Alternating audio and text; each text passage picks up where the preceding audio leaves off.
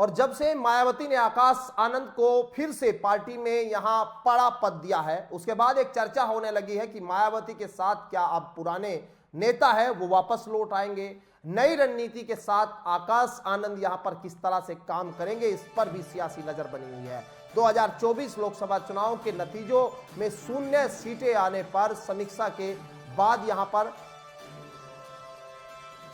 देखा जा रहा है कि मायावती किस तरह से एक तरह से एकदम डिमोटिव होती हुई दिखाई दी है, किस तरह से वो पार्टी को वापसी कर पाए, पार्टी को यहाँ पर एक बार फिर से पार्टी में जान डाल पाए, ये भी जो है अपने आप में बीएसपी के लिए बड़ी चुनौती यहाँ पर बना हुआ है। आकाश आनंद की मायावती ने वापसी कर दी, जिस पर आकाश आनंद को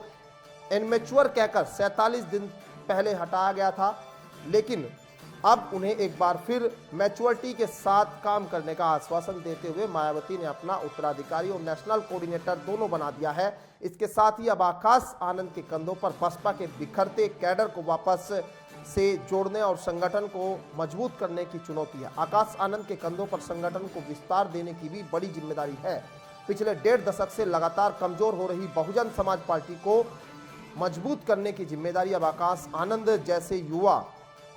नेता के कंधों पर मायावती ने रख दी। पॉलिटिकल पंडितों की माने तो आकाश आनंद के लिए यह जिम्मेदारी कठिन और चुनौतीपूर्ण दोनों है, लेकिन वहीं अगर उनका 2024 लोकसभा चुनाव के दौरान कैंपेन देखा जाए तो जिस तरीके से आक्रामक थे,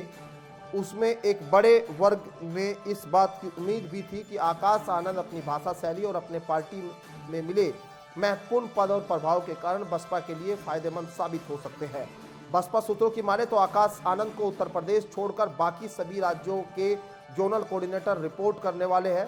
आकाश सभी राज्यों में कैडर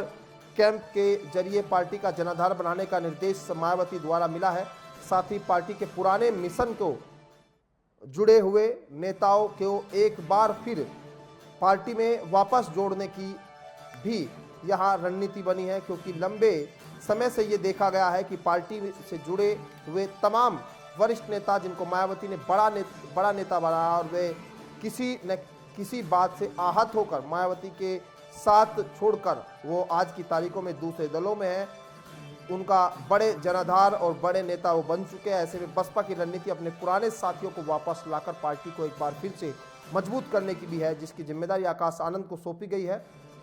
उत्तर प्रदेश में चंद्रशेखर आजाद और उनकी पार्टी के बढ़ते जनाधार और बढ़ते रसूख के कारण भी मायावती और बसपा परेशान दिख रही है। इस कारण युवा चेहरे को आगे कर युवाओं को अपने साथ जोड़ने की रणनीति आकाश के कंधों पर मायावती ने रखी है।